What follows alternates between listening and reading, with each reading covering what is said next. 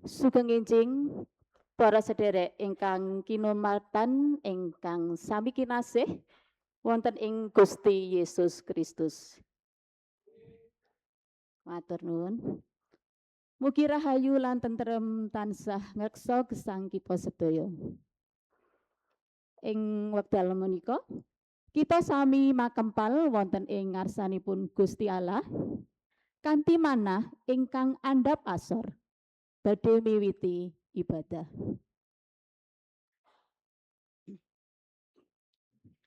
Saderengipun pangibadah ing wedal menika kawiwitan, kepareng kawula badhe paring pawartos saking Pradata GKJ Maguwarjo ing dinten Minggu 26 Juli 2026 ingkang mekaten. Bujana Suci. Paladosan Bujana Suci badhe kalaksanakaken benjang dinten Minggu 9 Agustus 2026 wonten ing pangibadah enjing kalian sonten. Kagem warga dewasa GKJ Maguwarjo supados nyawisaken manah. Sasampunipun pangibadah Minggu 26 Juli 2026 enjing kalian sonten badhe dipun laksanakaken pendadaran. Katekisasi Sidi. Ngaturi pirsa bilih kelas katekisasi 2026 badhe kawiwitan wulan Agustus 2026. Dumateng tiang sepuh ingkang kagungan putra putri ugi tumrap warganing pasamuan yuswa paling sekedhik 16 taun ingkang badhe nderek kelas katekisasi kasuwun daftaraken kanthi mendhet blangko wonten ing sekretariat gereja. Mekaten pawartos saking Pradata GKJ Maguwarjo. Lan ugi wonten pawartos saking Persekutuan Wanita penyuluhan kesehatan mental. Nyuwun pangapunten mawi basa Indonesia. Penyuluhan kesehatan mental Persekutuan Wanita GKJ Maguwarjo akan diselenggarakan pada hari Kamis tanggal 30 Juli 2026 jam 15.30 sampai dengan 17.30 waktu Indonesia Barat di GKJ Maguwarjo dengan materi bagaimana menembus sekat usia untuk berkomunikasi secara efektif. Pembicara Mbak Elizabeth Dina Laksmiwati, MPSI, psikolog pemerhati kesehatan mental keluarga.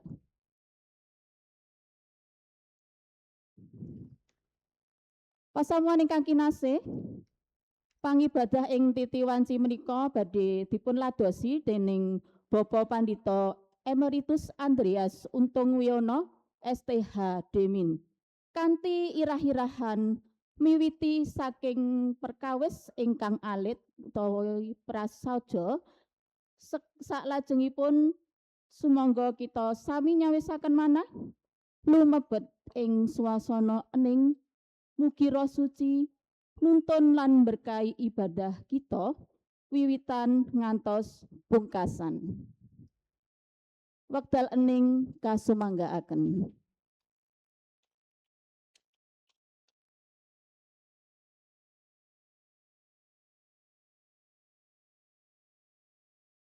Cekap. Saklajengipun pasamuan kaaturan jumeneng. Kita sami memuji saking kidung pasamuan Jawi 457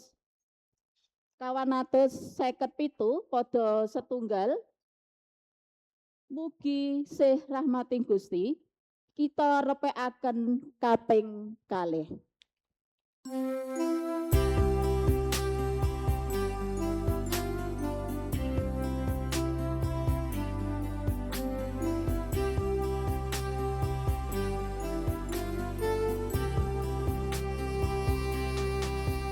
Mugi sirahmating Gusti tansih ing Sang Rama lapanunggiling Roh Suci tumrap ing kawula. Amin.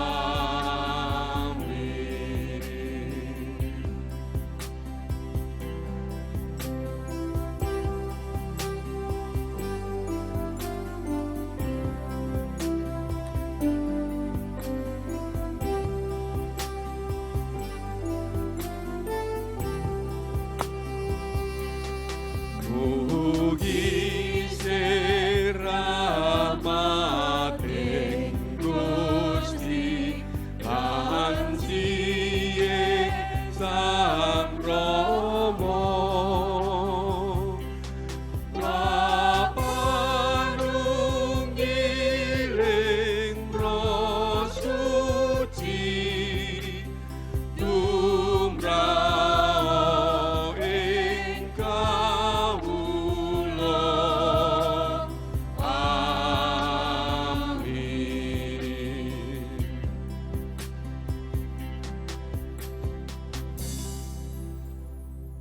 Pasamuan ingkang kinasih wonten ing patunggilanipun Gusti Yesus Kristus, sumangga kita sami miwiti pangibadah menika kanthi musik ing salebeting manah kita piyambak-piyambak mekaten. Tuing gesang lan pitulungan kita menika pinangkanipun awit saking sawab berkahipun Yewah Allah ingkang nitahaken langit lan bumi. Siramat lan tentrem rahayu saking Allah Rama kita tuwin Gusti Yesus Kristus wontena ing para sederek sedaya. Amin.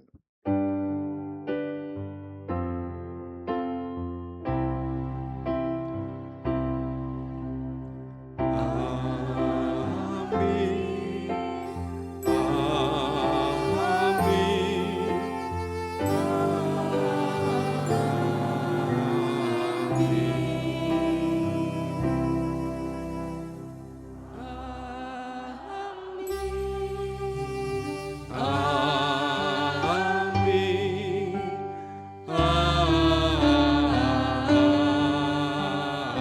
Amin. Pasamuan katuran lenggah, kita sambut anak-anak kita yang akan mengikuti kebaktian anak dan juga remaja.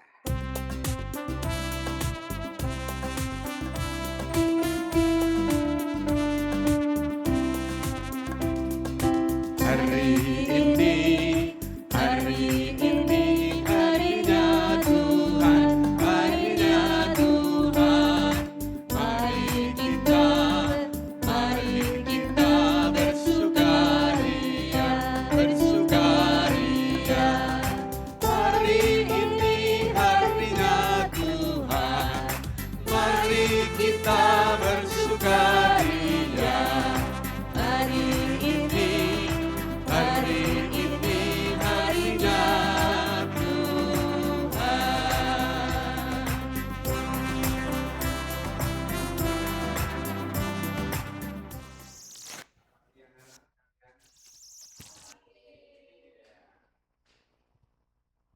Sudah sarapan? Ada yang sudah, ada yang belum. Mudah-mudahan nanti di luar ada makanan ya buat sarapan yang belum sarapan. Oke? Kita akan mengikuti ibadah anak. bersama dengan para pelayan anak yang bertugas hari ini, dan juga ada ibadah remaja nggih, dan bersama dengan para pelayan di ibadah remaja. Mari kita memohon berkat Tuhan supaya kita dapat memulai ibadah kita di ibadah anak maupun remaja dengan baik. Mari kita mohon berkat Tuhan. Kita arahkan hati kita kepada Tuhan.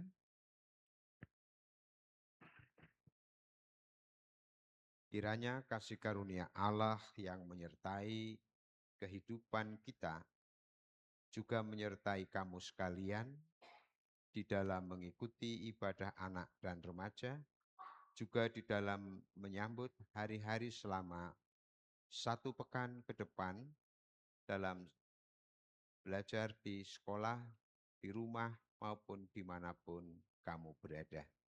Tuhan Yesus memberkati kamu dari sekarang dan sampai selama-lamanya. Amin. Kita berdoa.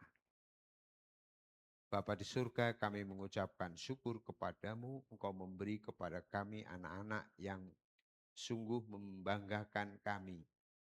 Kami berterima kasih untuk boleh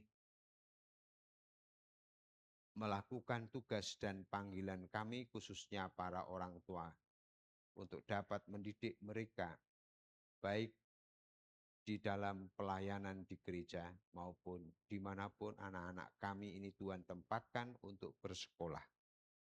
Kiranya Tuhan menolong kami para orang tua dan menolong kami anak-anak supaya dapat bertumbuh dalam Tuhan, dalam iman yang benar kepada Tuhan. Kiranya Tuhan menolong kami dengan roh hikmat dan cinta kasih, supaya dimanapun anak-anak ini berada, nama Tuhan Yesus dipermuliakan. Terima kasih Bapa di surga, kami juga mendoakan para pelayan anak dan remaja yang bertugas pada pagi hari ini. Semoga hikmat yang dari Tuhan dan kuat kuasa Roh Kudus menuntun mereka untuk dapat melakukan yang terbaik seturut dengan kehendak Tuhan. Berkatilah baik yang mengikuti ibadah maupun yang memimpin ibadah di ibadah anak dan remaja pada hari ini. Dalam nama Tuhan Yesus kami memohon berkat kepadamu. Amin. Selamat mengikuti ibadah anak. Mulai dari mana ini keluarnya?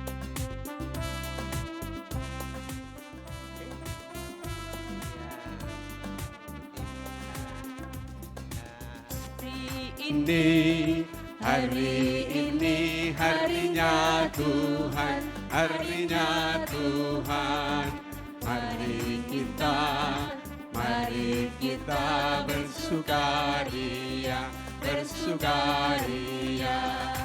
Hari ini harinya Tuhan, mari kita bersukaria.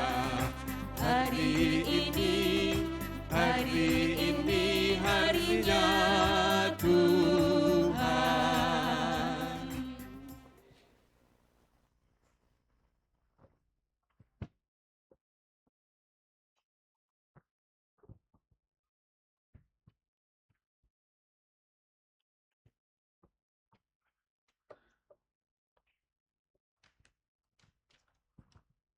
Pasamuan ingkang kinasih, monggo sami memuji Gusti kanthi ngrepekaken kidung pasamuan Jawi angka 26 pada setunggal lan kalih pinuji Gusti.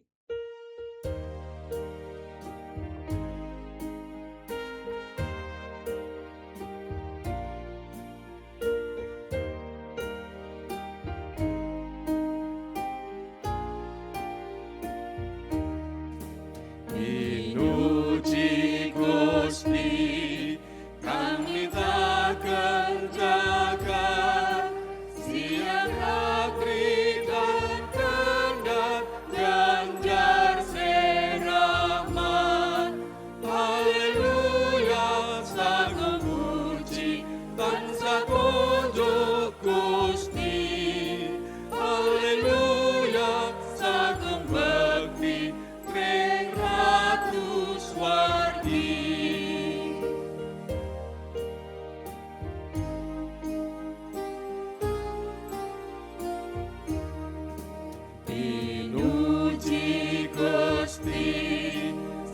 juru basuki kang ngurbanken sarira nebus manungsa.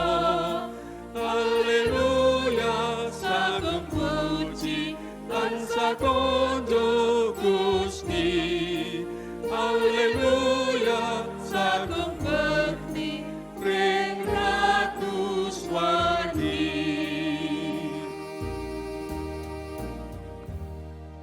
Saben-saben kita marak sowan wonten ngarsanipun Gusti ing pangibadah Sabat kados dinten menika. Kula lan panjenengan tansah dipun engetaken dhateng angger-angger katresnan ingkang mekaten suraosipun. Pepakon kang gedhe dhewe iku mangkene. Rungokno he wong Israel. Pangeran Allah kita iku siji. Sira tresna marang Allahira kelawan gumolonging atinira lan kalawan gumolonging nyawanira. Sarta kalawan gumolonging budinira apa dene kalawan sakabehing kakuwatanira. Dene pepakon kang kapindho yaiku sira tresna marang ing sak pepadanira kaya marang awakira dhewe. Ora ana pepakon liyane kang ngungkuli pepakon loro mau. Mekaten sabdanipun Gusti wonten ing Injil Markus bab 12 ayat 29 ngantos dumugi 37. Nglenggono ing sedaya karingkihan kita.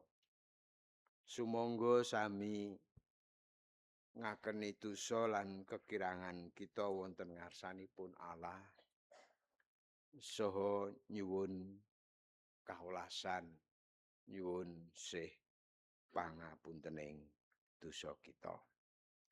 Kidung panalongso saking KPJ sekawan dosa 6 padha setunggal lan kalih awit kathah dosa kula.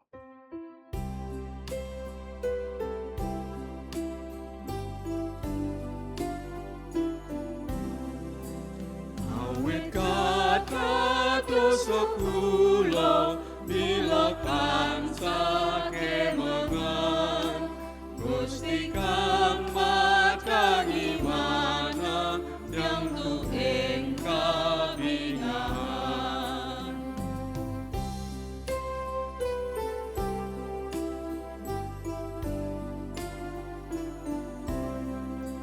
Mugi karso anak somo ing klepatan kawula jas kula mugi dosa padaleman patuko.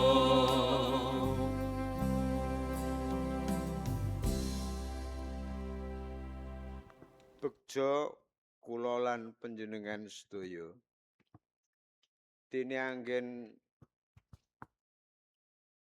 kita dipun tresnani dening Gusti Allah kita. Ketang katresnanipun dumateng kita para tiyang pitados.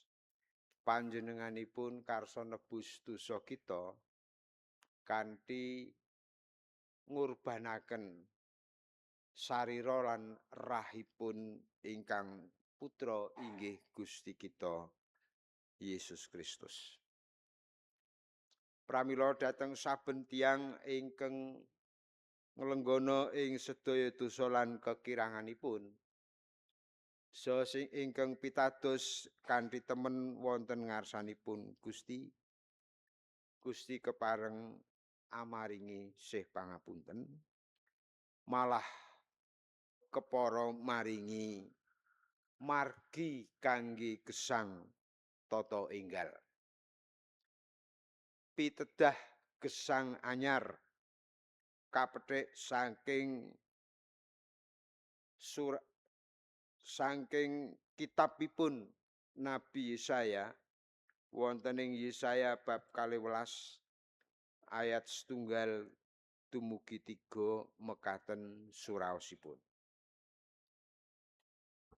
Ing wektu iku kowe bakal munjuk, kawula badhe ngunjukaken panuwun dumateng Paduka Duh Yehuwa. Awit senadyan Paduka sampun duka dumateng kawula, nanging bebendu Paduka sampun kandel.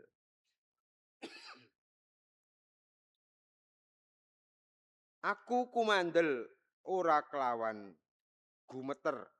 Amarga Sang Yehuwah Allah iku kakuwatanku lan masmurku. Panjenengane wis dadi karaharjanku. Ing kono kowe bakal padha ngangsu kalawan bungah ing etuking kaslametan.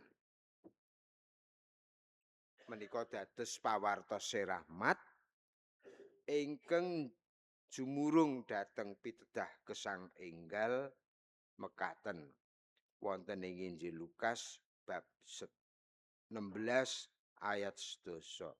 Sing sapa tumemen ing bab perkara kang sepele, iya tumemen ing perkara kang wigati. Lan sing sapa ora tumemen bab perkara kang sepele, iku iya ora tumemen ing bab perkara kang wigati. Sumangga kita sami ngestokaken pawartos rahmat lan pitedah gesang anyar menika kanthi tumemen. Pasamuan katuran jumeneng, monggo ngidungaken kidung kasanggeman.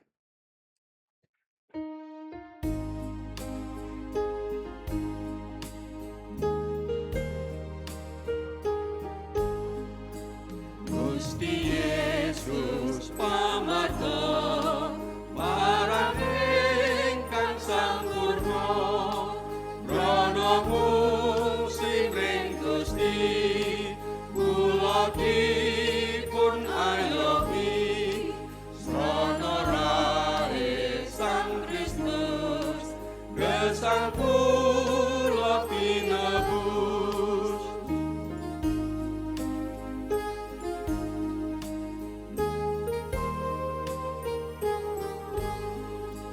Datang badhe ngayani, datang saged nuwari, sadung pandamel kula, nadyan kados punapa, namung Sihe Sang Kristus, gesang kula tinebus. Samuan katuran lenggah. Saderengipun lebet ing pandonga syafaat, hari ini kita kedatangan tamu dari teman-teman kita para mahasiswa ISI. Mohon berkenan berdiri. Ya, kita sambut mereka. Terima kasih. Ya. Silahkan duduk. Apakah ada tamu lain yang hadir pada hari ini? Yang baru pertama kali datang ke GKJ Maguwarjo? Nah, belum ada. Salam untuk saudara-saudara yang mengikuti ibadah secara live streaming dari GKJ Maguwarjo di pundi menika, Ring Road Utara nggih. Salam dari Yogyakarta nggih. Senang sekali pada hari ini kita dapat beribadah bersama, dan mohon maaf bagi yang tidak memahami bahasa Jawa. Biasanya saya kalau bahasa Jawa menyiapkan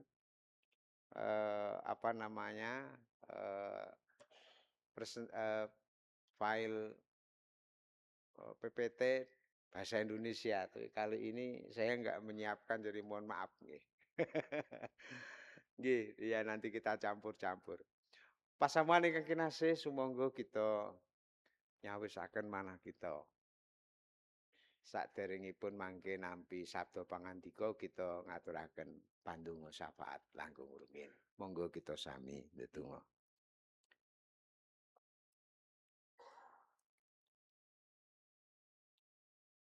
Duyewah Allah kawula ingkang asih darma, keparenga ing titi wanci menika kawula sak pasamuan ing GKJ Guwa Harja sinartan para tamu ingkang kepareng rawuh wonten ing pangibadah menika. Menapa dene para sedherek kawula ingkang boten saged marak sowan wonten ing papan pangibadah lan tumut ngibadah sacara live streaming. Kawula marak sowan kepareng nucakaken dinten Sabat ingkang paduka sengker inggih wonten ing dinten Minggu menika. Sepisan kawula ngaturaken sembah bekti kawula kunjuk wonten ngarsa paduka Gusti awit dene saking agenging sih kamiran paduka tasih maringi gesang dumateng kawula sedaya. Paduka maringi kakiyatan lan kasehatan. Temah kawula sami kepareng nglajengaken gesang kanthi pitados. Ingkang kaping kalih Gusti kawula ngaturaken panuwun ingkang tanpa pepindhan. Awit saking berkah paduka seminggu kapengker kawula sami kepareng nampi sekathahing kabingahan.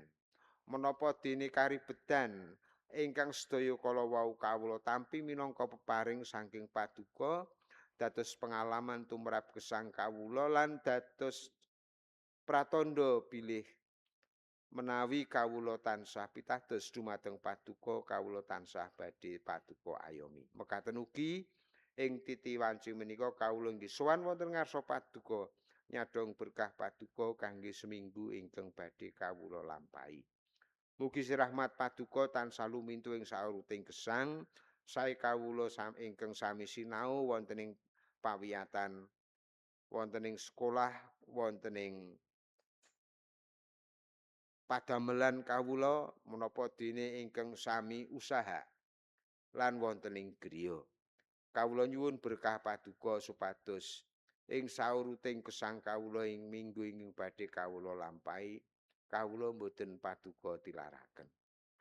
Kepareng ugi kawula sami nyadong berkah paduka tumrap para sedherek kawula ingkang sami nandhang sakit. Kawula ndongaaken sedherek sak-sak Agriana Simanjuntak.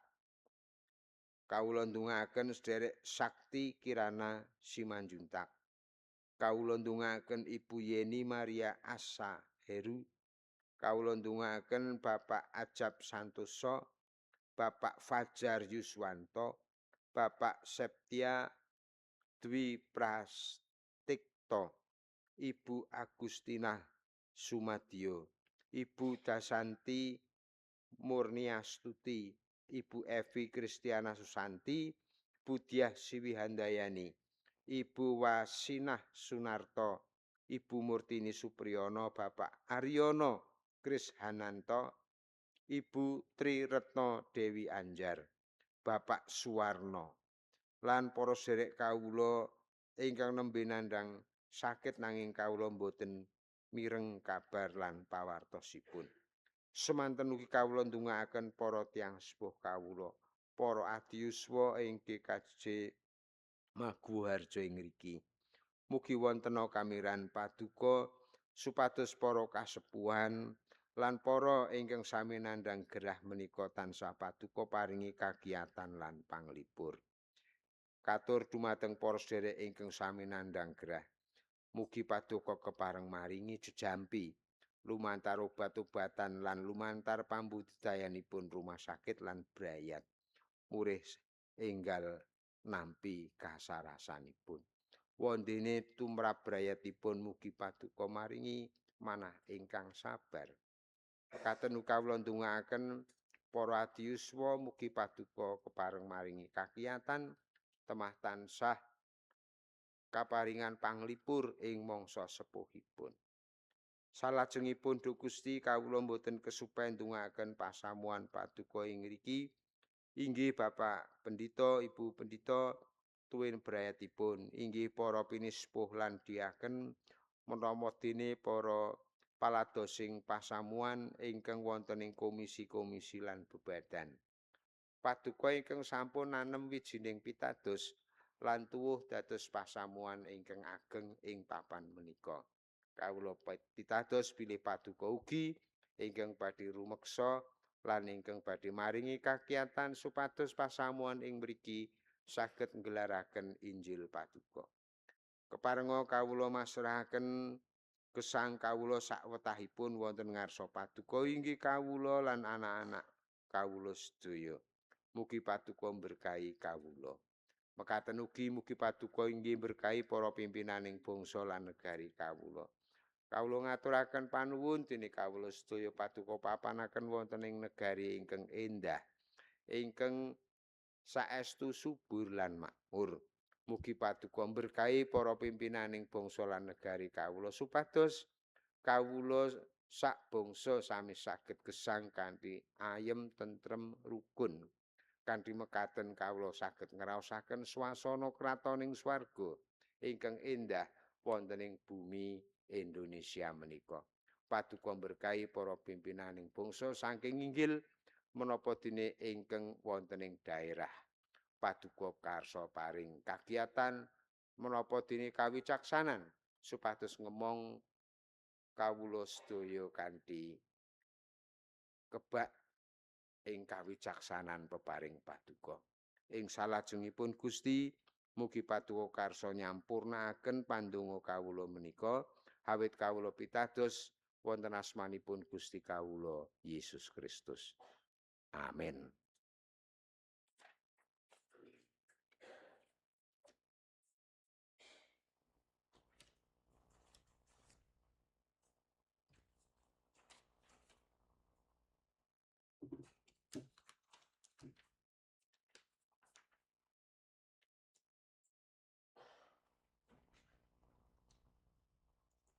Sumangga kita ngaturaken panuwun syukur awit saking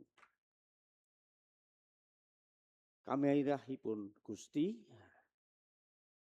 lumantar pisungsung ingkang kita kempalaken sesarengan.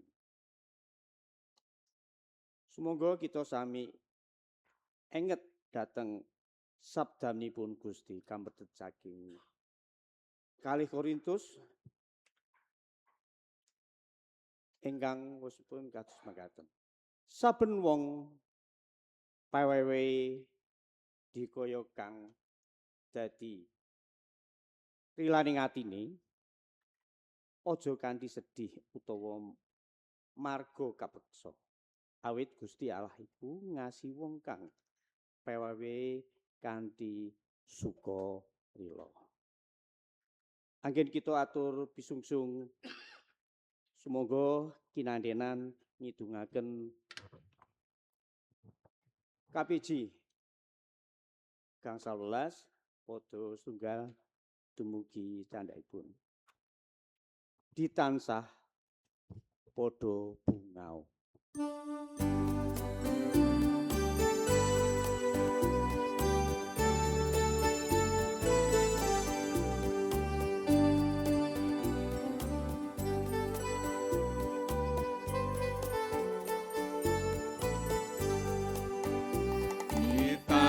Padha bunga nampeni kabegjan swarga arono kita wong dosa ing sastyang ing antapa bangsa bunga ing patungilane Gusti bangsa bunga sejati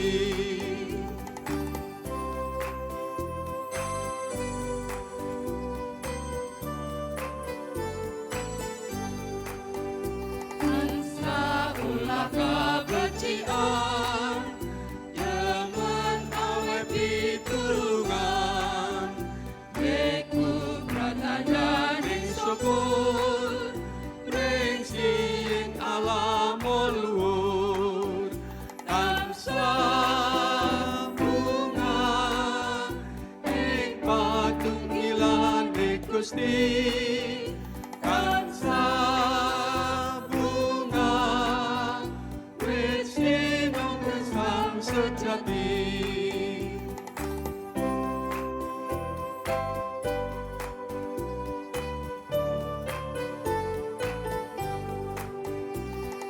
Tansah mantep pracaya tanpa sumelang ing ati keken nyuwun ndedonga pasrah wit Gusti mung nganti tansah bingah ing patunggilaning Gusti tansah bunga wis sinung gesang sejati.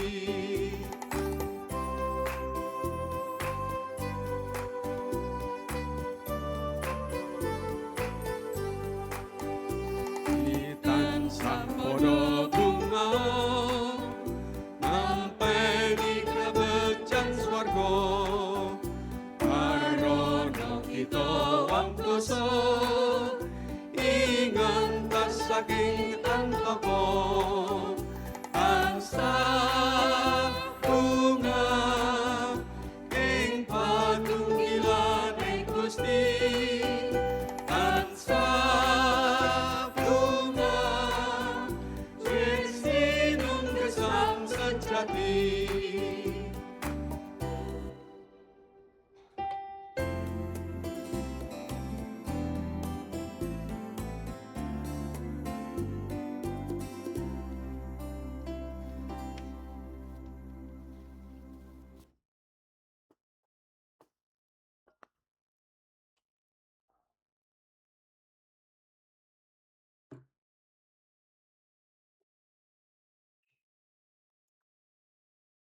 Pasamuan keaturan jumeneng.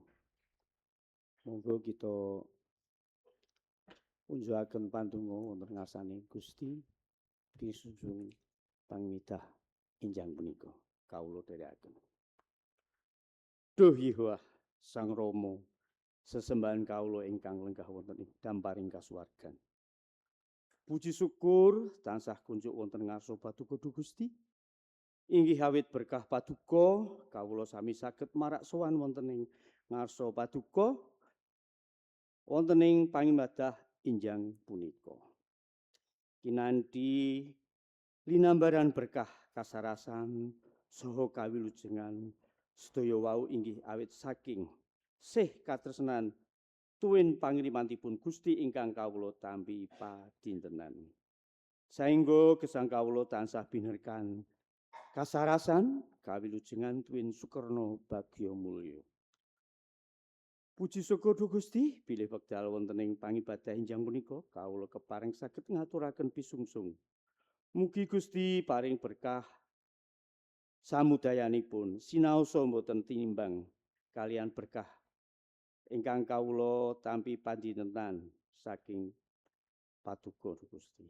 Mugi Gusti berkahi ugi pisungsung pralenan, pisungsung saos syukur lan pisungsung sanesipun. Mugi Gusti sucikaken sedaya wau mugi andadosaken ngerbakaning kraton Paduka Duh Gusti lan kamulyaning asma Paduka piyambak.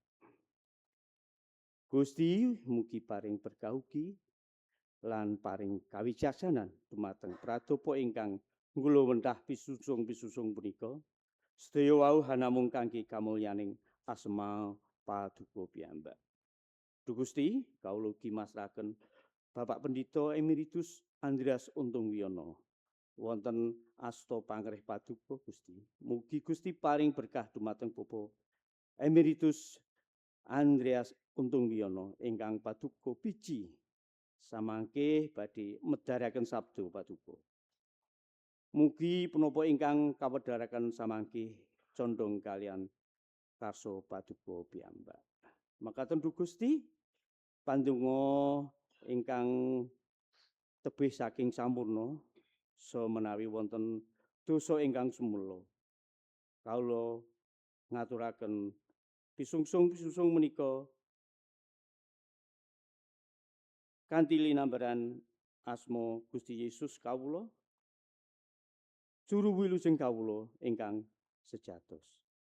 Kawula ngaturaken ngujukaken pantun menika.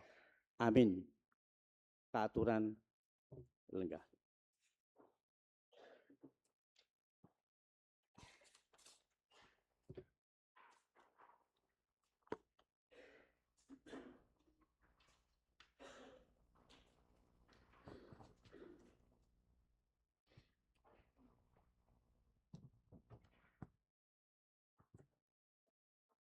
Para sedherek ingkang kinasih, khotbah ing wancinjang menika dasaripun saking Injil Matius bab 13 ayat 3:1 dumugi 3:3 kalajengaken ayat 51 dumugi 50. Parenga kula maosaken Injil Matius bab 13 ayat 3:1 dumugi 3:3 ngantos kalajengaken ayat 51 dumugi 50. Lah menika Injilipun Gusti Yesus Kristus miturut paseksinipun Matius. Wonten ing Matius 13 ingkang mekaten.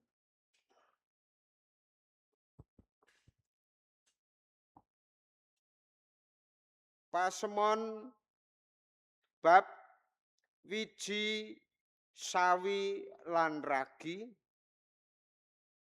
Pasemon bab raja brana kapendhem lan mutiara adi. Pasemon bab kerakat. Ana maneh pasemon kang digelarake marang wong-wong mau. Pangandikane, kratoning swarga iku upamane kaya wiji sawi kang kajupuk lan kasebar dening wong ana ing pategalane. Padha-padha wiji. Wiji sawi iku pancen cilik dhewe, nanging yen wis thukul gedene ngluwi janganan liya-liyane. Malah banjur dadi wit-witan nganti manuk-manuk ing awang-awang padha saba mrono lan nusuh ing pang-pange. Pasemon iki uga didhawuhake marang wong-wong mau. Kratoning swarga iku upamane kaya ragi kang kajupuk ing wong wadon, kacarobake ing glepung trigu 3 taker, nganti kemrasukan kabeh.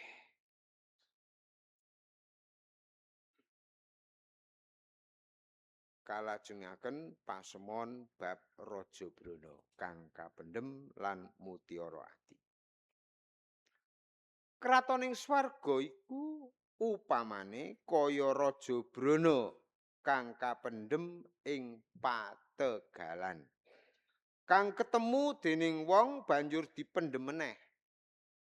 Marga saka bungahe, dheweke banjur lunga ngedoli barang darbeke kabeh. Pategalan mau tumuli dituku. Mangkono maneh kratoning swarga iku upamane kaya dene wong dagang kang golek mutiara kang adi. Bareng wis oleh mutiara kang banget ajine, banjur lunga ngedoli barang darbeke kabeh. Mutiara mau nuli dituku. Pasemon bab kerakat. Karo dene maneh, kratoning swarga iku upamane kaya kerakat. Kerakat menika jala ingkang ageng, kang ditibakake ana ing segara. Banjur ngumpulake iwak werna-werna. Bareng wis kebak banjur digeret mentas menyang ing gegisik. Wonge tumuli padha linggih milihi iwak-iwak kang becik sarta diwadahi. Dene iwak kang ora becik dibuang. Ya kaya mangkono kanane besok ing wekasaning jaman. Malaikat bakal padha teka misahake para wong kang ala saka ing tengahé para wong kang mursid. Padha kacemplungake ing pawon murup ing kono kang tinemu panangis lan keroting untu. Kowe apa padha mangerti iki mau kabeh? Atur wangsulane para sekabat. Inggih Gusti. Gusti Yesus banjur ngendika, mulane saben ahli Taurat kang nampani piwulang bab kratoning swarga iku upamane kaya wong kang duwe omah kang metokake barang anyar lan barang lawas saka ing pasimpenane. Mekaten Injilipun Gusti Yesus Kristus rahayu para sedherek sami mirengaken sabdanipun Allah lan sami dipun estoaken. Haleluya.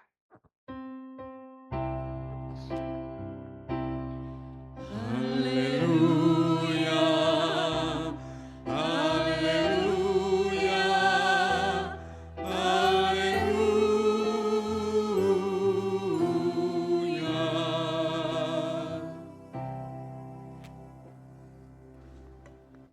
Gusti Yesus sajakipun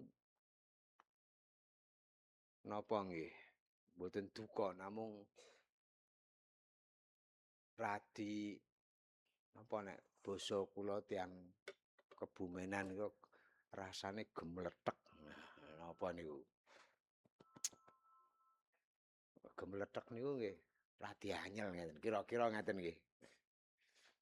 Dados para pengajar Yahudi,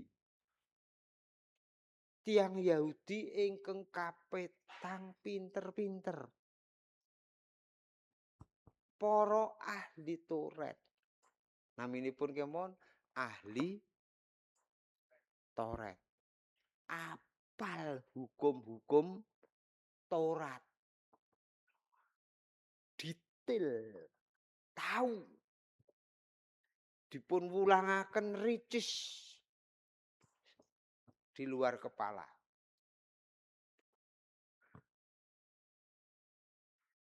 Ning kok mboten ngertos. Menapa werdinipun Taurat? Barang ingkang aji, barang lawas ingkang aji. Menapa werdinipun, menapa suraosipun, menapa wulangan anyar ingkang dipun ngendikaaken Gusti Yesus. Hukum Taurat dan hukum kasih. Wulangan lawas karo wulangan anyar. Mila wonten ing pungkasaning Injiling kala wau kula kita waos sesarengan menika. Gusti Yesus ngendika, para ahli Taurat ingkang wicaksana menika pindhanipun kados menapa?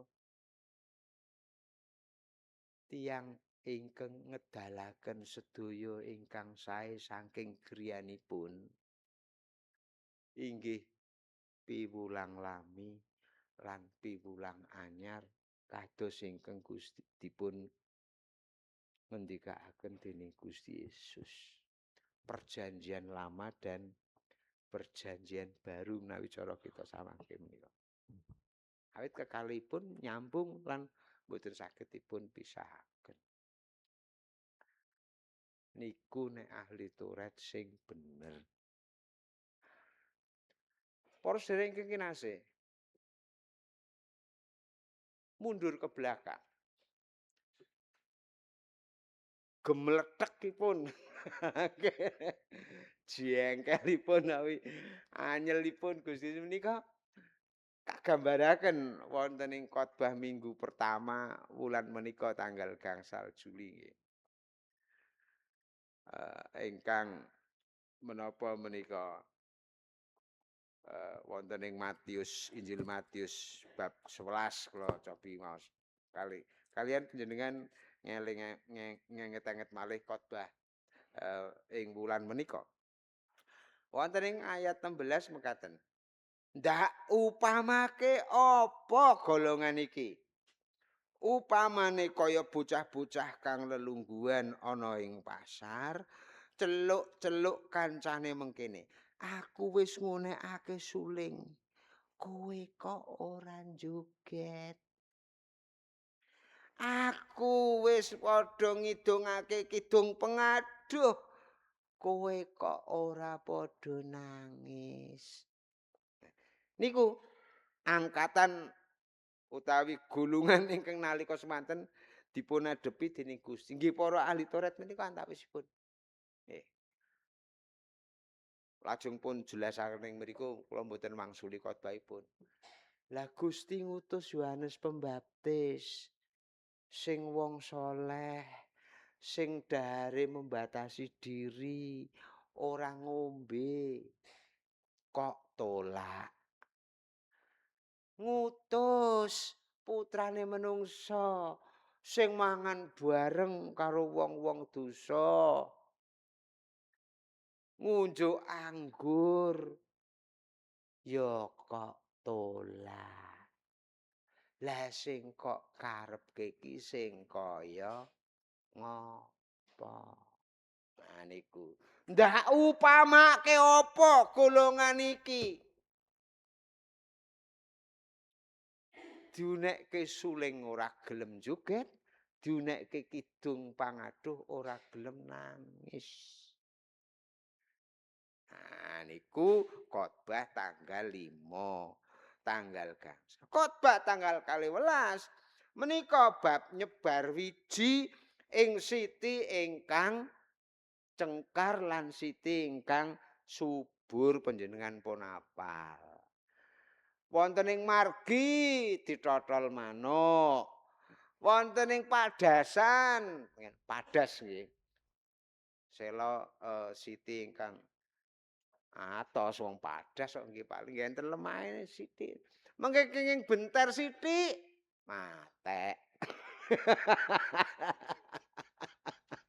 Lan sapituratipun wonten ing sithik ingkang subur nembe subur. Tanggal 19 Juli menapa? Bab kambengan ing antawisipun gandum gitu. Kambengan niku alang-alang. Kambengan ing antawisipun gandum. Alang-alang mending nek mau ngalang-alang ing antarane gandum. Kenyataannya gandum ing antarane alang-alang. Walang-alang niku langkung cepet. Nek ampun ngeten niku mengke oyote teng budi-budi kok tuwe matek. Mati niku gantunge niku. Tandurane niku. Ning niki namung alang-alang ing antawisipun gandum. Napa kula jabuti Gusti? Aja. Kan ngeten niku to? Nah, niku khotbah minggu kepengker. Khotbah dinten menika wah niki entek-entekan iki. Bab sedap malih bulan kebangsaan gitu. Kratoning Allah menika dipun upamekaken menapa? Wiji sawi. Setunggal niki perumpamaane kathah sanget dinten menika. Ragi. Raja brana ingkang kependhem. Mutiara. Lajeng krakat. Utawi jala ingkang ageng. suci ing wulan Juli 2026 menika tim khotbah jangkep sinode menika yasa tema besar. Tema besarnya menapa? Tumbuh di tengah ilalang. Ini tema besar selama bulan Juli. Kadang-kadang kula wingi pun dangu pun takeni anak-anak kula. Sebenarnya perlu dijelaskan hubungan antara khotbah minggu ini, minggu ini, minggu ini, minggu ini. Nggih pancen bener juga, mila kula jelasaken iki. Yen anak kula mungkin buka teng YouTube ra nggih iso ngerti, mboten perlu kula jelaske. Ha niki. Lah supados ngertos, napa panjenengan ngertos napa hubungane khotbah minggu wingi kali minggu niki? Wong minggu wingi men kula pun lali, Pak. Lah niku krana mboten dipun terangaken bab tema besar. Tema besar bulan Juli menika minggu setelah Pentakosta menika ijo. Nikinipun. Ini minggu biasa, ini minggu pekabaran Injil. Nah, tumbuh di antara di tengah ilalang. Lah tema-tema mingguan ingkang sampun kita suraos sesarengan kalebet tema minggu menika miwiti saking perkawis ingkang alit lan prasaja menika dibingkai dalam tema besar kala wau. Minggu martosaken kabar kawilujengan. Nah, dados saklami wulan Juli menika temanipun kita membahas bab mewartakan kabar baik. Bab mewartakan penyelamatan Allah. Bab memberitakan kerajaan Allah. Bab gelar kratoning suwarga. Lah niku. Bab itu. Intinipun menapa? Intinipun setunggal janipun. Tema-tema kala wau klebet tema dinten menika. Panci nggelar kraton swarga menika atau memberitakan atau mewartakan kabar baik itu bukan perkara yang mudah. Gelar kraton swarga menika malah sok-sok kepara sulit. Pindha napa? Nggih niku wau. Pindha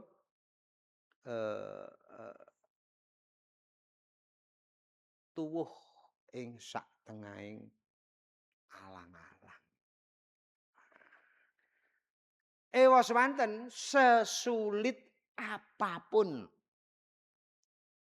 kabar baik, kabar kabingahan kedah dipun wartosaken. Wiji kala wau kedah dipun sebar. Tugas kita panci nyebar wiji.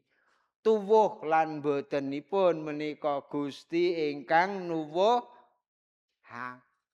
Sesulit apapun harus kita lakukan.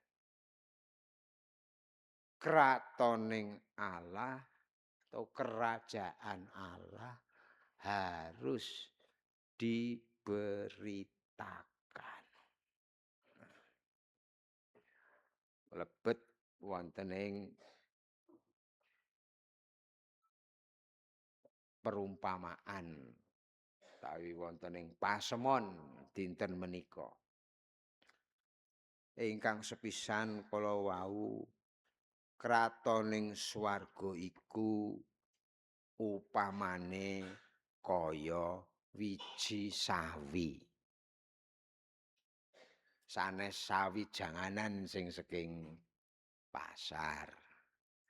Ning menika naminipun wit. Nggih, kenging napa teng kitab suci dipun sebat sayuran.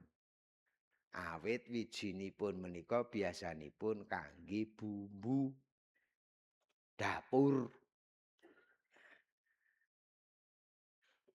Wiji sesawi menika alit-alit nggih kira-kira kaya napa nggih? Ya Pak sementen iki namung niki wijinipun alit-alit sanget. Kenapun garing pecah biak nembe dipun. Dados napa niku Pak? Selain untuk bumbu menika mangke dipun kempalaken dados minyak nabati. Lho kok enten manuk-manuk napa teng ngriku? Oh nggih wong niku wite gedhe bisa 5 meteran. Sinten ingkang sampun napa tindak dhateng Israel ngrika mesti pirsa. Pirsa niku. Wite gedhe-gedhe. 4 meter, 5 meter, angge memper nek manuk mau mencok.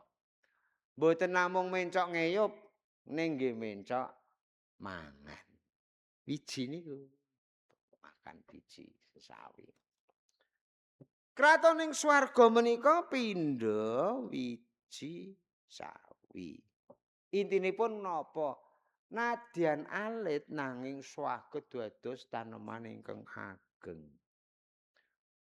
Nadyan menika wijinipun alit nanging saged migunani lan mumpangati mboten namung kangge manungsa ning kangge peksi. Saged dados papan pangauban. Niku. Ragi ayat 3:3. Ragi. Ragi nadyan namung sekedhik. Ning niki mangke menawi pun diuleni kangge napa pun campur kalian gandumipun. Wah meniki mangke lajeng dados babar. Dados roti ingkang saged ageng. Ragi niku janipun perumpamaan ingkang awon. Awit ragi menika kados dene racun. Esunipun. Nanging ingkang dipun kersakaken wonten perumpamaan. Walaupun kamu itu cuman sedikit, tapi kamu bisa menghamirkan seluruh adunan menawi basa Indonesianipun. Dapat memengaruhi untuk hal-hal yang baik, mboten yang buruk. Yang tadinya tidak bisa dimakan, lalu jadi bisa dimakan. Perkawis ingkang awon lajeng dados migunani lan mumpangati tumrap gesang. Ing kaping 3 Raja Brana kapendhem ayat 51. Panjenengan pas tindak dateng Pategalan lah kok weruh wah iki kok ana watu sing elok menapa to iki dicedhaki lajeng pun dukir-dukir wa tibakipun teng mriku harta karun. Waduh nemu otak isine Mas Picis Raja Brana. Wah, ndang dipendhem meneh. Ning niku nggih jane rugi nggih. Nek cara sakniki tangelamun.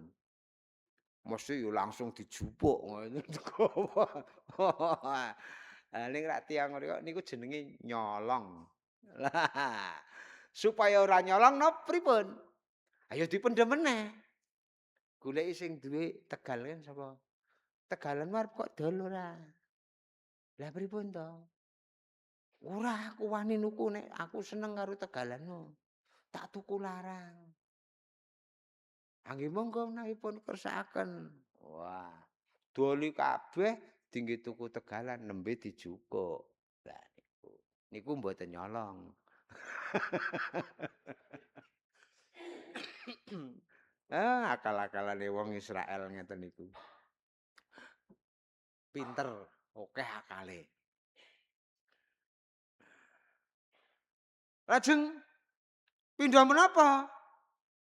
Mutiara Kang Adi, pedagang mutiara, tahu mana mutiara yang berharga. Mboten namung soal barang, ning menika soal seni. Makin baik kualitasnya, makin mahal harganya. Manggihaken mutiara ingkang adi, pun kabeh mas-masan didoli dienggo nuku mutiara. Regane lar. Kratoning swarga menika pindha Raja Brana ingkang aji, pindha mutiara ingkang adi. Mila pantas untuk diperjuangkan.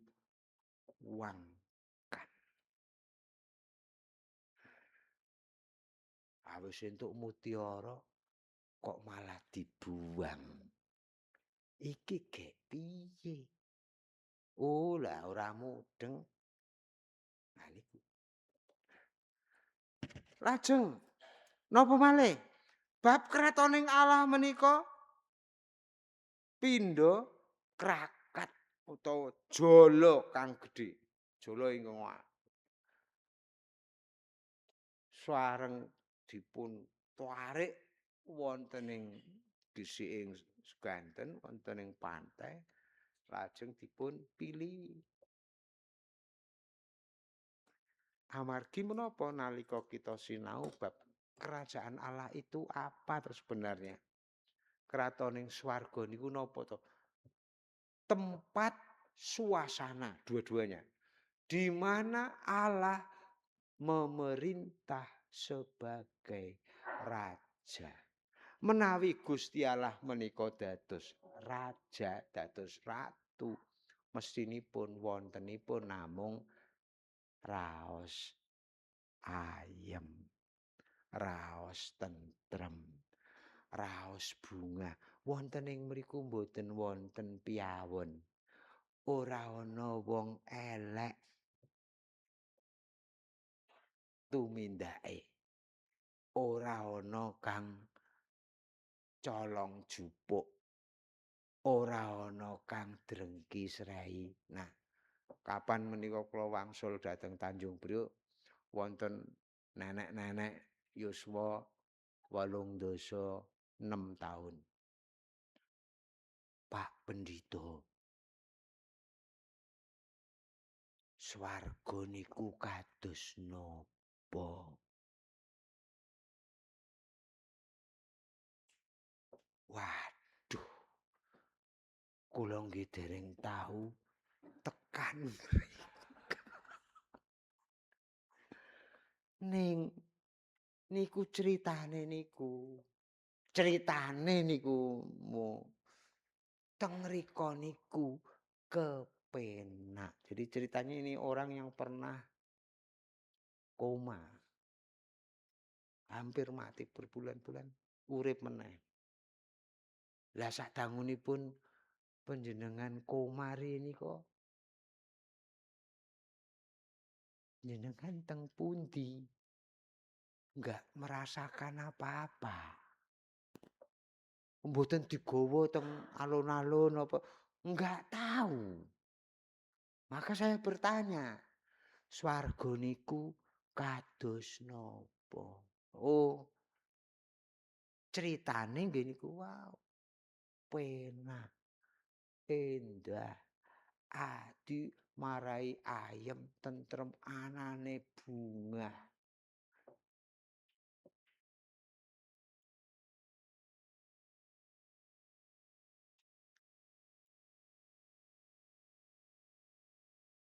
Tiang pitados para suci.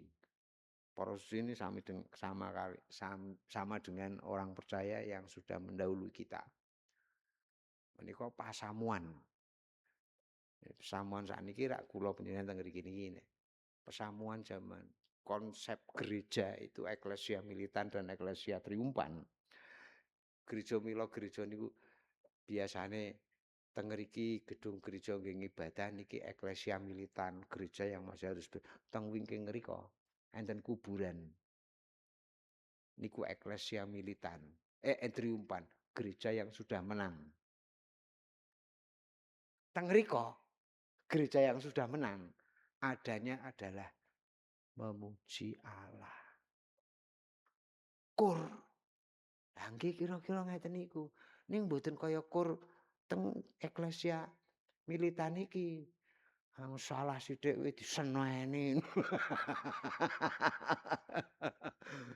Nek teng mriko anane mung apik kali apik kok. Napa nggih Pak Pendito?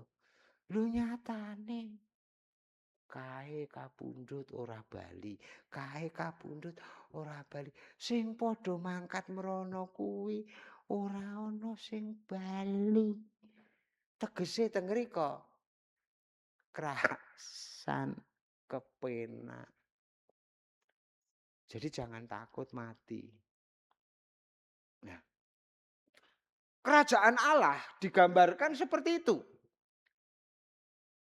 Yang ada adalah kebaikan semata. Keindahan semata. Kratoning Allah ingkang sampurna menika binjang. Ning kratoning Allah ingkang taksih kedah diperjuangkan menika tugas kula lan panjenengan sedaya kangge mbabaraken Injil. Pun dumugi semanten. Bagaimana caranya? Teng mriki temane miwiti saking perkawis ingkang alit lan prasaja. Napa niku? Gandeng kratoning Allah niku entenipun namung ayem tentrem. Mbok sakniki teng omahe awake dhewe nggo dipun raosaken. Jenengan betah teng omah mboten? Cirine nek mboten ayem niku ora betah ning omah. Pun sakniki do biji awake dhewe. Wong-wong sing senengane dolan, jajan, ora betah ning omah. Ning omah kaya ning neraka. Lah niku tandane nek sampeyan kudu koreksi diri.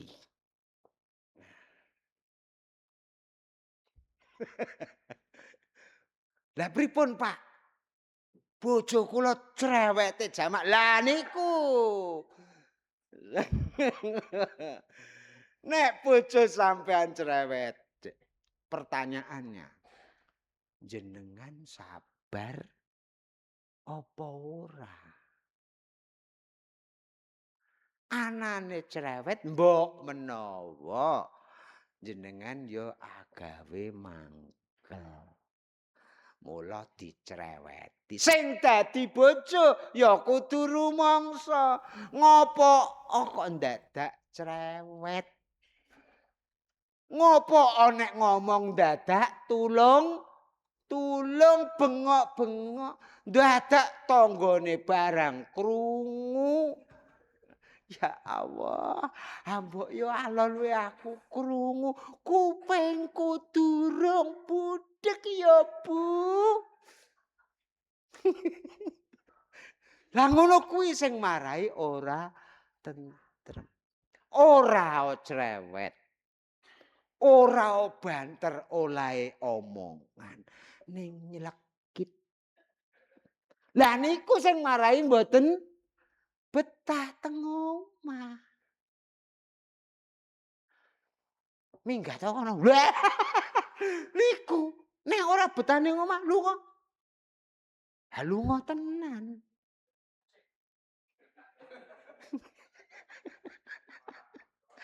Ya Allah, mbok yo sing sabar.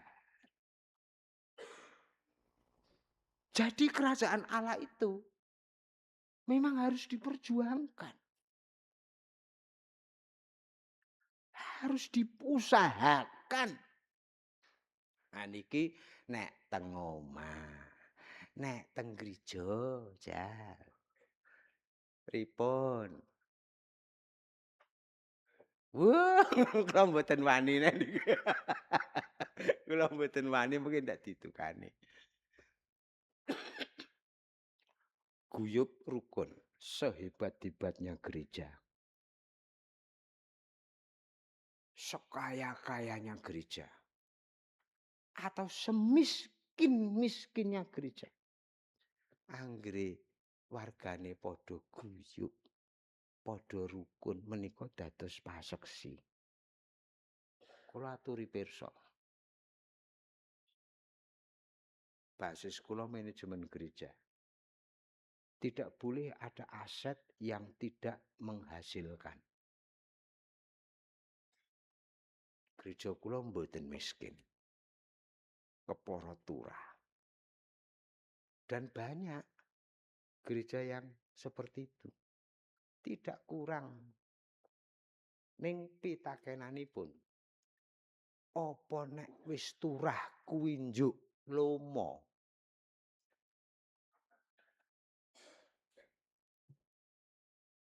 Nggih mboten. Saya sugih, saya medhit. Ah niku masalah niku. Jadi Gusti Yesus ki yo alah Gusti matur nuwun sanget. Kok yo sae tenan. Betul. Berilah kami pada hari ini makanan kami yang aja murka.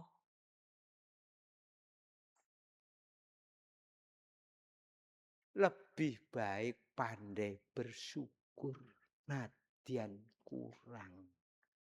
Sebab tiang ingkang pandai bersyukur, dia tidak pernah kekurangan. Anane mung matur nuwun Gusti. Ayem niku kraton swarga. Pun meh kudune pun rampung niki pun kesuwen leh kula kok. Pun kula rampungi mawon nggih. Pun ndak koken. Gusti mugi berkahi Bapak Ibu sedaya. Monggo sami nggelaraken kratoning Allah. Mboten usah ado-ado, mboten usah angel-angel. Saking griya lan saking gereja. Kita piyambak-piyambak. Gusti berkahi. Amin.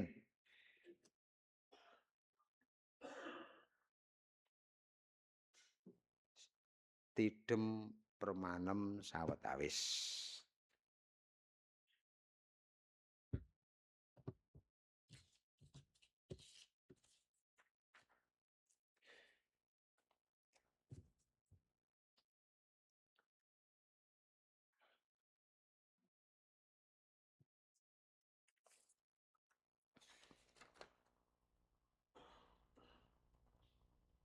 Monggo sami ngucapaken sesarengan donga Rama kawula. Duh Rama kawula ingkang wonten ing swarga, asma Paduka mugi kasucikaken, kraton Paduka mugi rawuh. Karsa Paduka mugi kelampahan wonten ing bumi kados dene wonten ing swarga. Kawula mugi kaparingan rejeki kawula sak cekapipun ing dinten menika. So Paduka mugi ngapunten kalepatan kawula. Kados dene kawula inggih ngapunten ing tetiang ingkang kalepatan dhateng kawula.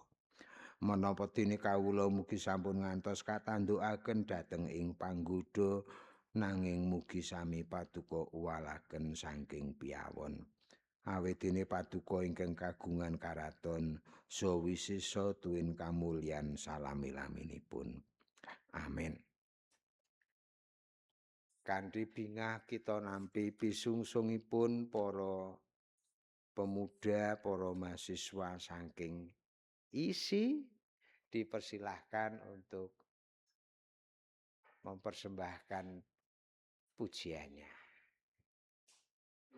Boleh berdiri di depan dong, nggih? Oh, nggih, monggo. Boleh berdiri di altar. Nggih.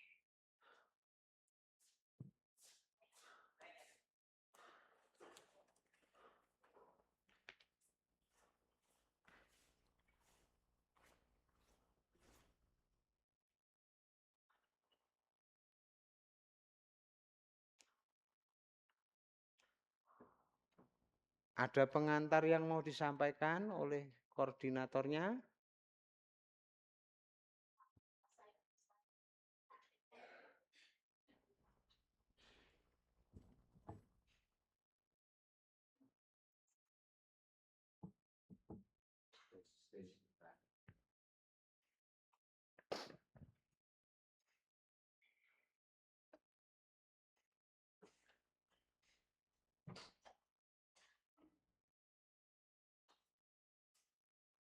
Shalom, sugeng enjang, sugeng dinten Minggu kagem kita sedaya. Ingkang kinurmatan Bapak Pendeta, ingkang kawula hormati Bapak Ibu Majelis Gereja, saha Bapak Ibu lan para kadang sedaya ingkang tansah dipun tresnani dhateng Gusti Yesus Kristus. Saderengipun tepangaken nami kula bekti minangka Ketua Paduan Suara Isi Yogyakarta. Kula lan para rencang sedaya wonten ing mriki badhe nembangaken setunggal lagu pujian inggih menika I Will Lift Mine Eyes. Tembang menika kapundhut saking ayat-ayat kitab Mazmur 100:2 Mugi-mugi pujian menika saged ndadosaken berkat dumateng para jemaat sedaya. Gusti berkati.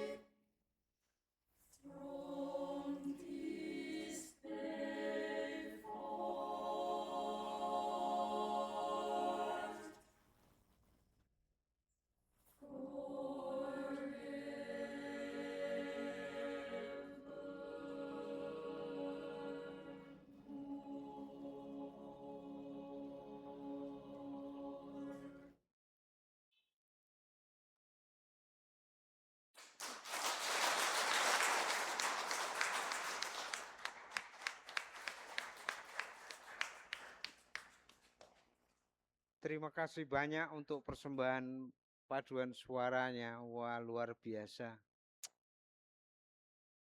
Anak-anak isi memang hebat.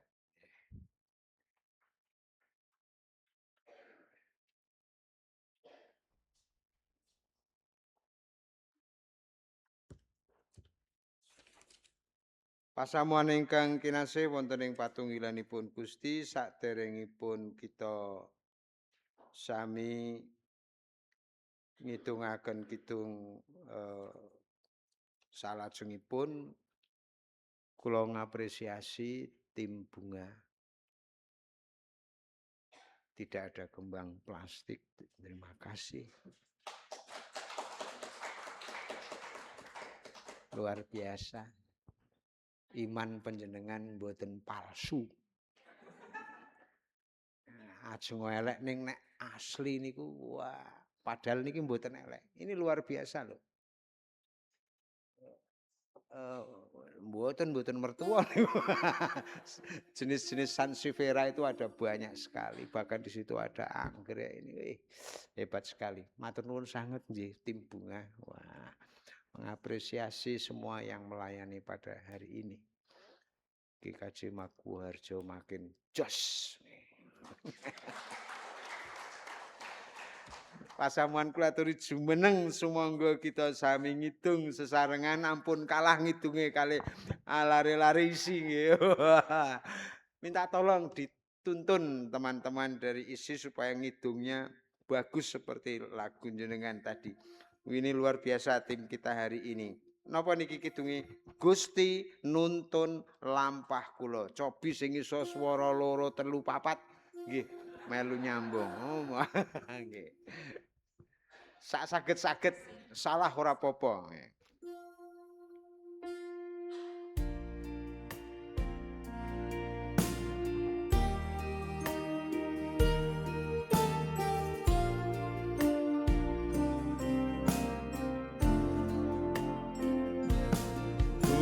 Gusti nuntun lampah kula sakangkung den kula bejo celah iwa tapi ugi kula tansahipun kanthi Gusti kang kanthi kula astanya piyambak angreksa bila kula manut Gusti juru wilujeng sejati.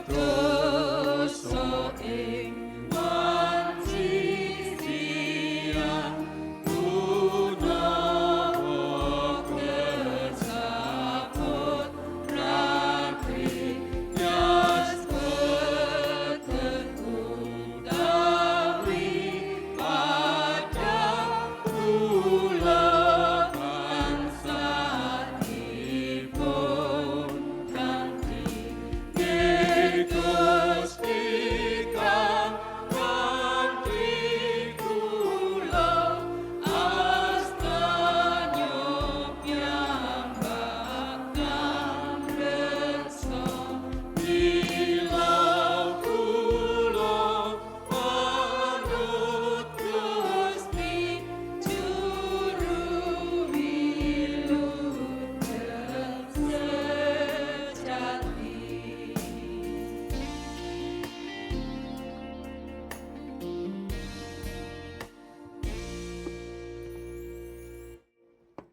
Pasamuhan ingkang kinasih ing Gusti, sumangga sesarengan kalian umat kagunganipun Gusti ing wonten ing sadengah wedal saha papan Kita nélakaken pengaken pitados rasuli ingkang mekaten. Kawula pitados dhateng Allah Sang Rama ingkang Maha Kuwasa, ingkang nitahaken langit kaliyan bumi. Inggih pitados dhateng Yesus Kristus ingkang putra untang-anting Gusti kawula, ingkang kabebetaken dening Roh Suci miyos saking prawan Maryam, ingkang nandhang sangsara nalika jumengnipun Pontius Pilatus kasalib nglampahi seda lajeng kasarekaken tumedak dhateng ing tanganipun pamengan. Ing tigang dintenipun wungu malih saking wantosipun tiyang pejah lajeng sumengka dhateng ing swarga pinarak wonten ing tengenipun Allah Sang Rama ingkang Maha Kuwasa. Saking ngriku inggih badhe ngrawuhipun ngadili tiyang ingkang gesang kaliyan ingkang pejah. Kawula pitados dhateng Roh Suci. Kawula pitados wontenipun pasamuan Kristen satunggal ingkang suci sarta pradin. Inggih pandongalipun para suci, punapa dene pangapunten dosa, tangenipun raga sarta gesang langgeng. Si Allah Sang Rama lan Sang Putra tuwin Sang Roh Suci tansah nuwuhaken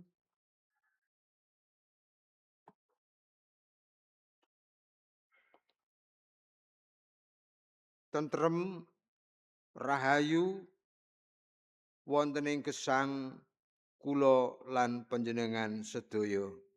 Wonten ing asmanipun Allah Sang Rama, Sang Putra, tuwin Sang Roh Suci. Amin.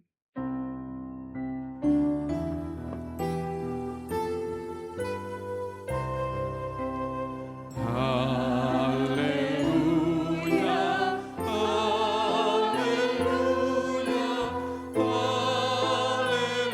haleluya, haleluya,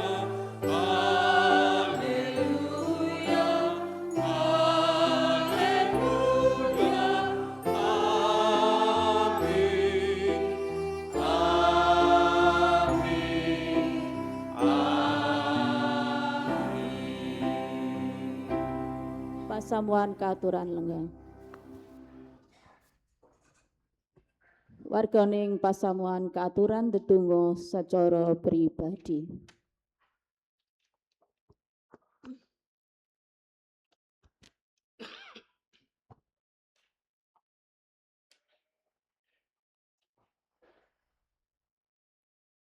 Amin.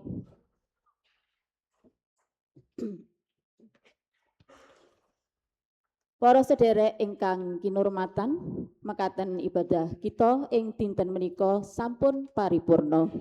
Mugi sabda lan berkah saking Gusti tansah paring pepadang lan kakiyatan tumrap gesang kita saben dinten.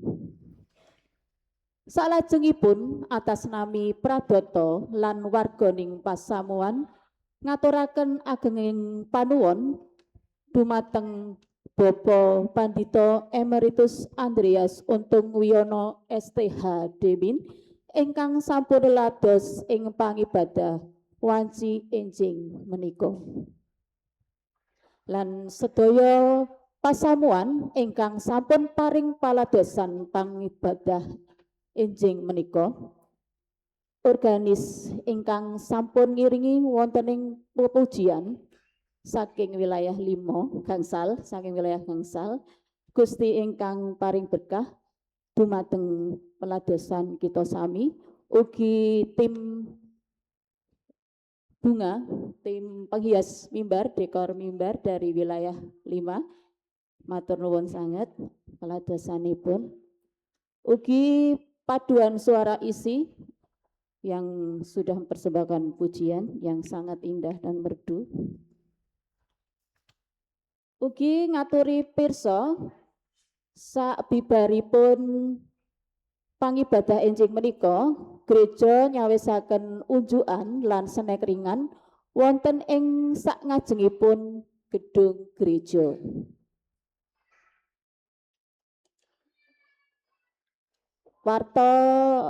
Pawartos tambahan, para sedherek ingkang kinasih sabibaripun pangibadah enjing menika badhe wonten basar saking mahasiswa Sanata Dharma lan ugi persembahan pujian saking isi wonten ing ngajeng gedung gereja. Minangka salah satunggaling usaha dana. Suwangga sami dipun sengkuyung. Lan mohon izin mengingatkan kembali Bapak Ibu, saksampunipun pangibadah dipun laksanakaken pendadaran perjamuan kudus. Pradata GKJ Mangkuharjo nyuwun pangapunten mbok bilih wonten kekirangan ing peladosan pangibadah wanci enjing punika. Sumangga kita pungkasi pangibadah enjing menika kanthi mujikaken kidung pasamuan Jawi sekawan atus 59